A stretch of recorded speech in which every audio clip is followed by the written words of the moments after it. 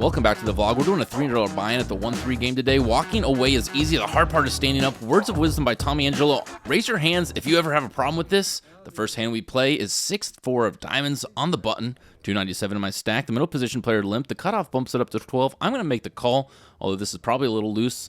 I'm doing it because it's suited, connected, and I'm on the button. The middle position player calls as well, and we're going 3 ways to the flop. 2 diamonds come out on board, which is great news. The bad news is that my diamond draw is absolutely terrible. The cutoff bet's 17. I'm not going to fold just yet. I make the call. The middle position comes along as well. We're still 3 ways, $91 in the pot. The dealer consolidates the muck pile, burns, and drops one of my outs on the table. Unfortunately, it's not the out I was looking for, but I do have showdown value now. I can pick up trips or 2 pair on the river. And this time, action checks all the way through to me. Look at that flop. There's a lot of danger on there, a lot of potential for people to be scared if they have mediocre holdings. And with the strength of my hand, plus its potential, I'm going to try to take down this pot right now, increase my full equity. I put out a bet of 60. The middle position doesn't fold quite yet, thinks about it for a while, rocks his head back and forth like he's trying to decide what he wants to do. I'm thinking to myself, I think you should fold. But instead, he rips his whole stack in, $90 total. Only 30 more for me to call once the cutoff folds. Of course, I'm calling 271 in the pot, and I'm looking for a diamond, a 4, a 6. I'm looking for something to improve my hand, and improve a hand the river, in fact, does. When the king comes out, but it's not my hand, my opponent says, the nuts, and flips over queen 10 offsuit. He clearly wasn't scared by me at all. Maybe he has me pegged. Maybe he had a good feeling about the river, but he had me the whole way anyway. Rebind for $50, a short buy. I just got a weird feeling after I got called with that hand, and wasn't quite ready to top off to 300 yet. As you may have noticed, I'm backfiring on all cylinders with these vlogs. Last year, I did fantastic, but this year, I want to absolutely crush it. If you want to do a very small but powerful thing to help the channel, drop a like on the video. It really helps a ton. Back to the action. Pocket jacks in the hijack. 218 in my stack. Looking to get my money back. Action folds to me. I sprinkle 12 onto the cupcake, and the button comes along. Everyone else folds heads up to the flop. Flop is less than ideal, to say the least. I should probably c-bet here, but I just decided to check. My opponent checks as well. We go to the turn, pairs the board. 1 less ace in the deck, but I'm still checking. He checks as well, and the river's at 10. We're clearly just trying to get the showdown. I flip up my jacks, and he laughs. Shows me that he had a jack as well. Jack 9 offsuit, and I'm scooping the $28 pot. You know, winning anything with pocket jacks is not such a bad thing. Speaking of standing up and walk away, I stand up and move to a new table that's opening. There's too many short stacks at my current one. And I got this better vlogging angle, so I'm looking to run it up over here. And I pick up ace-9 suited in the small blind. A suited ace has a lot of potential with the ability to get the nuts. The hijack is stacking out betting chips, gives him a kiss and throws him into the pot. That's disgusting. The hijack comes along. With my suited ace, even though I'm out of position, I'm definitely going to see a flop. I could stack a player. The big blind, although looking a bit hesitant about it, throws in 16. And then, of course, the under the gun defends his straddle for only $10 more. We're going to a flop, and I'm looking for some spades. The flop mostly missed me, but I still have my backdoor flush draw. 2 overs. I'm hoping it checks through, and it does. And the turn is the ace of hearts.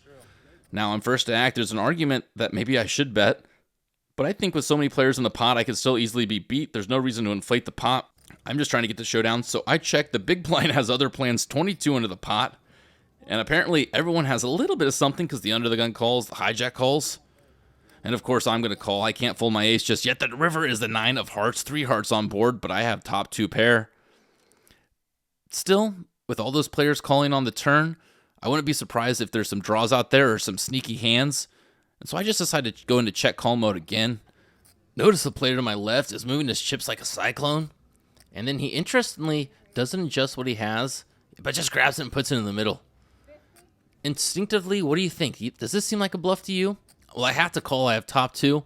And he probably slams 8 deuce on the table. No wonder he was reluctant to make the call. He did it because it was suited, and it paid off big time for him. It's similar to my first hand, except he hit his flush, and I suffered because of it. Next on the docket is king 10 of clubs on the button. Only $121 in my stack. I'm rarely this low.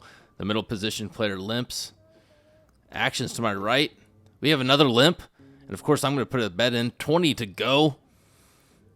The big blind calls. The middle position player calls. The low jack calls. This is 1-3 at its finest. Limp call galore. but we have to find ways to exploit it. And the flop comes out 3 deuce 10, top pair, second best kicker.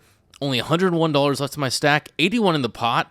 Maybe I should bet 25, maybe I should bet 20, but I'm going for it all. I bet 101, and the big blind throws a single chip in even before I'm done betting.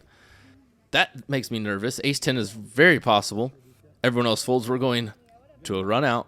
Hopefully it's clean. It's the queen of diamonds, not a good card for me, and the 3 of hearts on the river. I flip over my hand, and my hand is going to be good. The poker gods pay me back right away. 283 in my stack. And we're going to the next hand. King, queen offsuit in the hijack. There's a straddle on the pot. The under the gun limps. I bump it up to 20.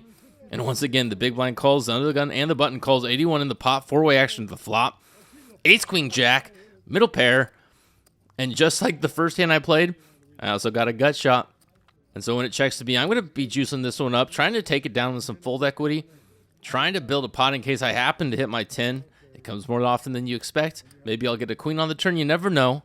But then the action gets back to the big blind, and the big blind puts 123 in. The under the gun re-raises for 220, and now I know I'm behind. I fold, and sometimes it's fun to watch a run out. Let's check it out. Oh, the queen of spades on the turn, but that's 3 spades. Maybe I'm not good anyways. And a 9 of spades on the river. And sure enough, my opponent flips over to the king of spades and another spade to accompany it.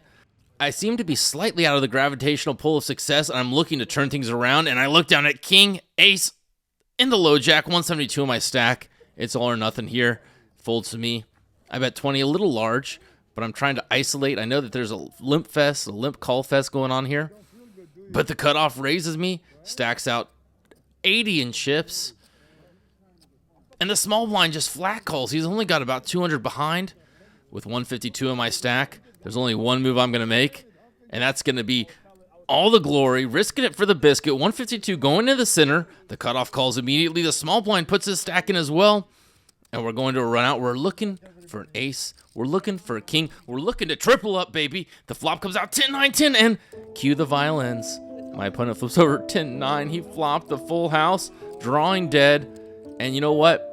Cut that crap track. Cue the exit music. Sometimes it's not your day, and the best move, the most profitable move you make all day is just getting up, going home, and coming back refreshed. Thank you so much for watching. Kato out.